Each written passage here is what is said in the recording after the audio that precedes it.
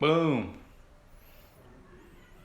Hi there, Miguel Martinez Juarez here, and welcome. Today I want to hop on. I got an inspired action to talk about action, right? So, action is actually the last step in creation or manifestation, right? A lot of people talk about law of attraction in a negative way sometimes because they don't understand it. They say law of attraction is BS, but it just goes to show what they don't know. It's called ignorance. All right. Look, there's all types of harmony. Vibration causes attraction, right? For example, there's an example of a guitar. When you hit a certain string, another string will vibrate, or if you're close to a chandelier, a chandelier will vibrate. Why? Because you are in the same vibration and you attract it. So you're in resonance, okay? It's also called quantum resonance, okay? Now, the reason I'm saying that action is last because everything happens through the mind, okay? Everything happens through the mind, okay? If you haven't been thinking consciously, you're doing things automatically without thinking, okay? This morning, I wrote down, or it was probably last night, I can't recall, but I wrote down 4 or 5 things I got to do today, and this was one of them. This was one of them, and I said I'm gonna go live and I'm gonna talk about um, sales and the laws, right? But this one's specifically about the laws, and I'm gonna link it up to sales. But I want you to know that the action that you take is because you've been thinking about it, or maybe you've not been thinking about it. If you're in a bad situation and you don't want to be there, it's because you've been thinking about it. To get out of it, you got to think about the opposite. For example, people love to do this one, and I know it, right? People who talk about the law of attraction like to talk about being incarcerated or losing your freedom, even though they may have not lost their freedom in a way, right? Physically. When you're incarcerated, you only have images of freedom. You only have images of freedom. Why? Because you're locked in a cell. You're locked in a cell. You're either in a cage cell or in four walls. Okay? And all you can do is dream.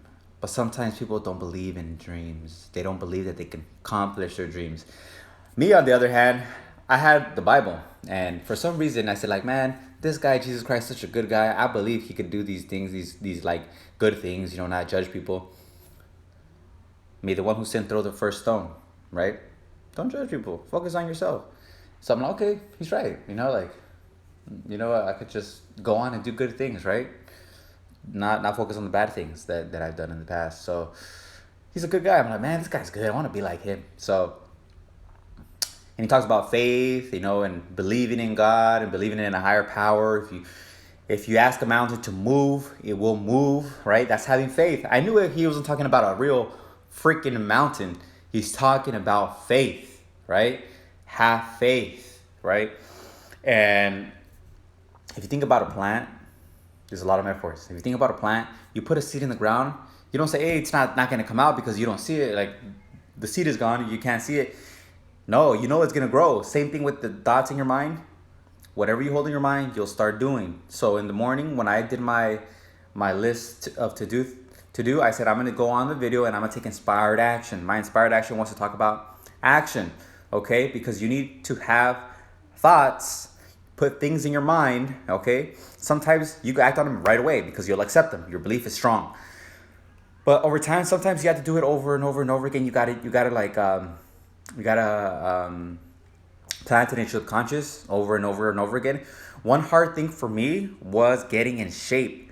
I used to get sick all the time. I always pictured myself working out, doing all kinds of stuff, right, to be healthy, but I didn't. Why? Because I was focused on schoolwork, focused on my community organizing. And I realized that I'm like, if I'm going to be unhealthy and sad, I don't want to do the community organizing because my priority was being a student. Student first. I was a student leader, not a leader student. Right? I saw a lot of people go backwards. I'm like, right? But that was their goals, right? I guess they believed in being the leader first. But for me, it was a student first, and then the um, the extracurricular or the organizing, right? So I told myself I got to change it, and I ended up had to leave. I had to leave a few organizations. I had to just focus on a few of them and just like really do the minimal because I had to focus on my working out. But I thought about working out over and over and over and over again. I locked myself in my room for 3 days. It was like an entire weekend. I studied everything, everything. Okay, and I probably just went out to go to Ralph's and buy some groceries, but that's about it, right? But the thing is that before you take action, you have to think about it. You have to think about the idea and doing it successfully. I saw myself in shape. I saw myself ripped, buff, and I started doing it. I started doing the work, right? Your results will always show, okay? Now, because during a situation doesn't look good, you have to have faith and you got to see yourself there. You have to see yourself there. The situations might not look good, but you have to keep faith and you got to feel the feelings of that situation. For example, when I was incarcerated as a teenager, I saw myself in college over and over again. For 2 years, I pictured myself. I knew that was my goal. Like, that's the thing that I got to do, right? The opposite of not causing me to go back. So I'm like the opposite of just being focused in school and college and doing good. So I did that. I took the action, expired action. I was really, really, really enthusiastic, excited. Okay.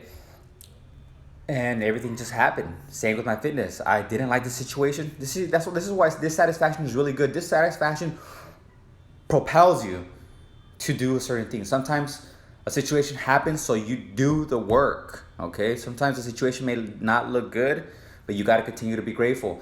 And I like to reference the Science of Getting Rich book. In that book, there's a salesperson who had a good deal. It looked like he was gonna do a nice deal or she was gonna do a nice deal, right? This is a salesperson. The deal didn't go through, right? But this salesperson was grateful, stayed grateful, and guess what? A new deal came along, much better than the one that deal was gonna do, the previous one that didn't go through. And that's how life works, right? Like, that's how it works. Sometimes the situation just looks horrible. It looks, oh my gosh. And then you reflect back and you're like, oh, because of that situation, I met this person and this person and this situation happened. And I'm so grateful and I understand more, of what went on, right? Think about how you achieved a goal before and like what situations got you there. Sometimes the situations didn't look that good. For example, with a car, maybe this happened to me. This is why I decided to get a car when I was in college. I lived across the street from the university, but I didn't want to get a car, right? Because I lived across the street. Why would I get a car? I just Uber, call somebody to give me a ride somewhere if it's really far, right? But, okay, here's one of the reasons, because there's multiple reasons, actually. One of the reasons was because I almost got in a fight with a homeless guy on the bus. Right? So I'm like, oh man, I need to get a car. I can't be around this, right? But that dissatisfaction propelled me, moved me toward what I wanted. Okay? Now in sales, the same thing. Maybe you're not doing good in sales, so you have to get a book or talk to somebody for help. And that help, that inspired action, because you focus on your goal, you know you're gonna reach your goal, you're gonna do whatever it takes to reach your goal. You're gonna take that action to talk to somebody, open that book, buy that program, get that coach, whatever it is, or do some sort of action that's going to help you move to the next level, move to the next level, move to the next level. But all that action comes from your mind, okay? Without the mind and without thinking about a positive outcome, you won't get it, okay? So if you're in a good situation, just push yourself to a new level, right? You don't have to be in a situation that you're dissatisfied or it looks negative. You might be in a good situation, but now evolve, get excited about life and change, get a different level. This is something that I've discovered that I've been doing. I'm always going to another level. That's why I'm always doing what I gotta do, right? Always have something to do. There's always not a day that I don't have anything to do. Sundays, I kind of like to slow down. I like to read a lot. I like to read, go into my programs. Benjamin Franklin did that. He had Sundays off to read. So, yeah. Okay. So, My main purpose of this video is to tell you that action is the final step of creation or manifestation. Your results are the final step. The first step is the thought. Okay, the thought, the desire. Once you get the desire and the thought in your mind, you gotta make a committed decision that you're gonna do it. And then focus on it. That's why obsession is good. Focus is good because it puts all your energy in that goal. Okay, if you have 5 different goals, you put your energy on all those 5, guess what? Your energy can be split. So focus on one main one. Okay? The main goal. Keep the main goal, right? You know, and you can achieve it. Of course, you have to do other things in life, right? Family, taxes, things like that. But those are just very minimal, all right? Very minimal. The rest of the time, focus on your goal. Okay? Bob Proctor, my coach, says just focus on 2 habits, 2 ideas. Just 2 ideas, right? Or 1 big goal and 1 kind of smaller goal. But that's about it, okay? You don't want to be focused going all over the place. I like this example. Okay, now look at 2 corners in your room right now. Look at 2 corners in your room right now, okay? Now try and look at both of them at the same time. You can't. That's how it is with your thoughts. You can only focus on 1 thought at a time. Stay focused, okay? Because what you hold in your mind, you hold in your hand. Okay? Hold it with faith, right? If you ask the mountain to move, believing that it can be moved, it will be moved. Faith. Okay? Plant the idea in your mind and know that it's going to come into form because you're going to take the action. If you're not taking the action, keep working on the mind. Keep focusing on it. And ask yourself, do I really want this? And if you do, start taking the action, no matter what. Okay, even if it looks like you're not the right answer, the right action. Maybe it looks like a little action, but every day, little action turns to a big form of action. Okay, every single day. This is how I created my books. I will work on it once a day. I write half a page or full page once a day. Guess what? In 30 days, you'll have 30 pages, and that's a book. That's already a book. Okay. So now going into sales, specifically for sales, okay? You have to believe yourself to be a great salesperson. See yourself as the best, all right? Not in the way that you're better than anybody else, but just tell yourself, I'm the best salesperson. I'm a great salesperson. See a goal and achieve it, okay? It may be better than others, right? But not because you want to be better than them, it's because your goal is high and consequently is going to surpass people, right? This is how you become a top performer. This is how you become top in your industry. Not because you want to be better than people, but because you want to progress. Okay? And God, the universe, is always for constant expression and expansion. Okay? Here's I memorized a quote from Thomas Troward. My mind is the center of divine operation. Mind is a center of divine operation. The divine operation is always for expansion and fuller expression. And since the divine is for constant expression, it must produce new conditions. Okay? Something like that. Okay? Mind is the center of divine operation. The divine operation is always for constant expression and expansion.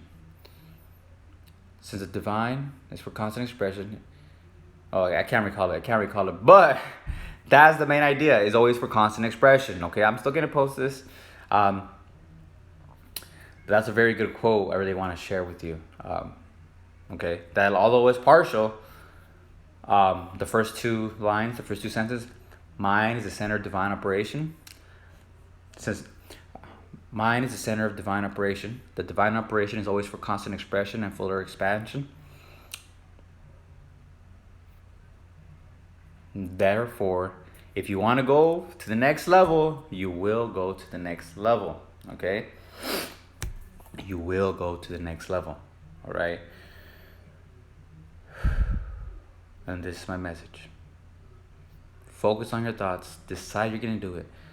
Always go for more. It's good if you want to go for more and do something that's never been done before. Why? Because the universe is always for constant expression and fuller expansion. Or fuller expansion and fuller expression. Okay, I gotta double check that, but I'll put it here in the comments. In the details, I'm gonna write the quote in there so you have it. Okay. The main idea is that the universe is always expanding and always wants to create new conditions. Okay. Now, I hope you like this one. Thank you. Look out for my book coming out in a few days, October 18th. Okay. Thank you.